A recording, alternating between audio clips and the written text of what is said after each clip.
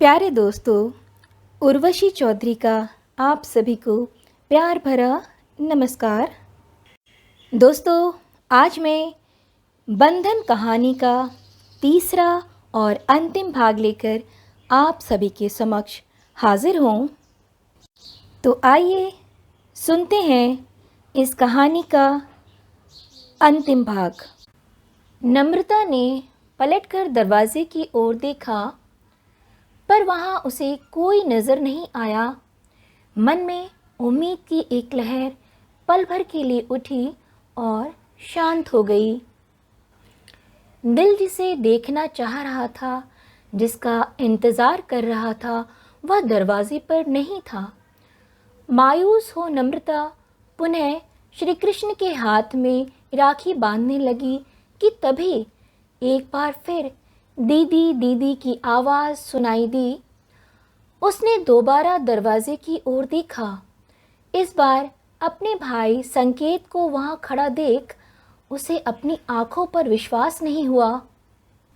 क्या सच में उसका भाई ही है?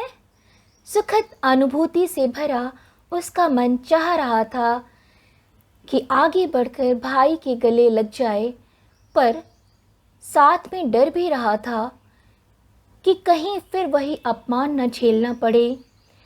दीदी, क्या मुझे अंदर आने के लिए नहीं कहेंगी? भाई आज याचक बनकर दरवाजे पर खड़ा था।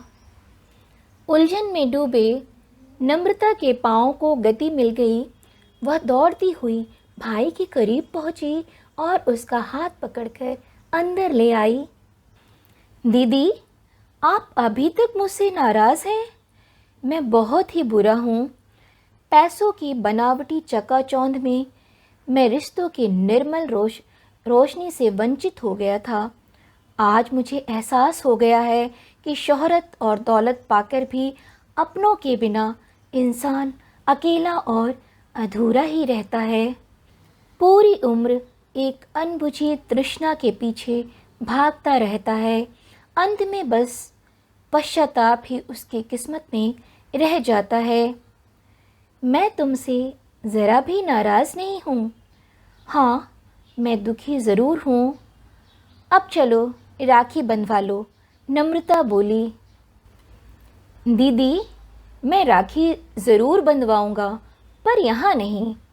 जिस घर से अपमानित करके मैंने आपको निकाला था, वहीं आज आप मुझे राखी बांधेंगी। चलिए दीदी। सोनल और उत्कर्ष मामा के घर चलने की बात सुनकर बहुत खुश हो गए। कुछ ही देर में सभी संकेत के घर पहुंच गए। भाभी मिनल दरवाजे पर खड़ी उनकी राह देख रही थी। नम्रता के पांव छूकर वह बोली, दीदी, आपके आने से फिर इस घर में रौनक आ गई है। कब से यह घर वीरान पड़ा हुआ था। दीदी, जीजा जी, आप दोनों मुझे माफ़ कर दीजिए। भाभी, रिश्तों में नाराज़गी कैसी? तुम दोनों को अपनी गलती का एहसास हो गया, बस और क्या चाहिए? नीरज बोले। दीदी, आज आप मुझे सारी राखी बांध दीजिए। कब से मेरी कलाई सूनी है। संकेत की आंखें नम हो गई थीं। भाई, बस कुछ ही देर में तुम्हारी कलाई फिर से खिल उठेगी। आओ बैठो, मैं राखी बांध दूँ। भाई के आँखों की नमी नम्रता के हृदय को नम कर गई। भाई बहन के स्नेहिल रिश्ते का पावन बंधन आज फिर से मुस्कुराने लगा। हंसते मुस्कुराते बातें करते शाम कब हो गई पता ही नहीं चला। अचानक संकेत बोला, दीदी, जिया जी, अब हम दोनों को जाना है। जाने से पहले इस घर के पेपर्स मैं आपको सौंप रहा हूँ। यह घर अब आपके नाम है दीदी। पर क्यों? मुझे कुछ नहीं चाहिए। और तुम दोनों कहाँ जा रहे हो? नम्रता परेशान सी बोली। दीदी, हमें जाना होगा। हमारी दुनिया अब यह नहीं है। बस इसी दिन की प्रतीक्षा में हम अभी तक यहाँ रुके हुए थे। पहेलियाँ मत बुझाओ, साफ साफ कहो क्या बात है। नम्रता का दिल घबराने लगा था। दीदी, हम दोनों अब रूहें हैं। हमारी मौत तो 1 साल पहले ही एयरप्लेन क्रैश में हो गई थी। नहीं, ऐसा नहीं हो सकता, तुम मजाक कर रहे हो। नम्रता की आंखों में अविश्वास था, पर उसका मन बहुत कांप रहा था। नहीं दीदी, मैं मजाक नहीं कर रहा हूँ। आप मुझे छू कर देख सकती हैं। अभी तो मैंने तुम्हारी कलाई पर राखी बांधी है और तुम कह रहे हो कि। आगे के शब्द नम्रता के गले में ही फंसे रह गए, क्योंकि जैसे ही इस बार संकेत का हाथ उसने पकड़ा, उसका हाथ खाली रह गया। उसने आगे बढ़कर संकेत और मीनल को गले लगाना चाहा, पर बाहों में सिर्फ हवा ही महसूस हुई। नम्रता भाई को खो देने के एहसास से विचलित हो उठी। टप टप आंसू उसकी आंखों से बह चले थे। दीदी, प्लीज़ रो मत।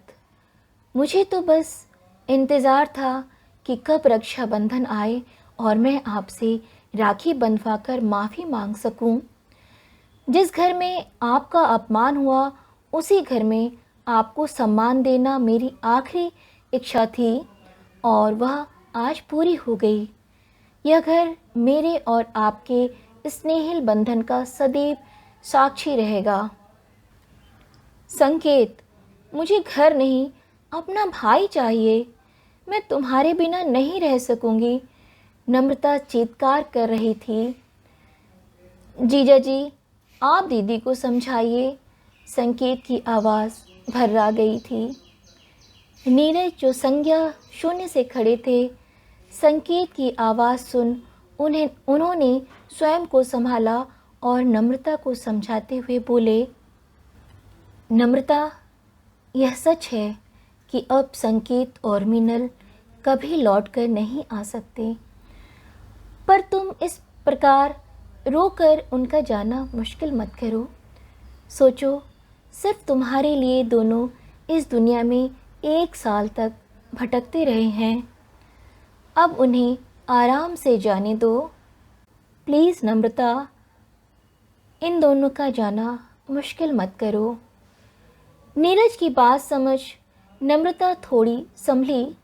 भरे हुए मन से भाई और भाभी को अंतिम विदाई दी। कुछ ही पलों में संकेत और मीनल सदा के लिए उसकी आंखों से ओझल हो गए। नम्रता एकटक उन्हें अदृश्य होते हुए देख रही थी। धीरे धीरे 1 वर्ष गुजर गए। नम्रता और नीरज ने मिलकर उस घर को एक ऐसे आवास में बदल दिया जहां असहाय, ज़रूरतमंद और भावनात्मक रूप से बिखरे लोगों को सहारा देकर उन्हें जीना सिखाया जाता था। उस आवास का नाम नम्रता ने बंधन रखा, जो उसके और उसके भाई संकेत के स्नेह बंधन का प्रतीक था। तो दोस्तों, कैसी लगी मेरी यह कहानी? कमेंट बॉक्स में लिखकर अवश्य बताएं। फिर मुलाकात होगी। तब तक के लिए उर्वशी चौधरी का आप सभी को बहुत बहुत आभार, शुक्रिया। प्यारे दोस्तों,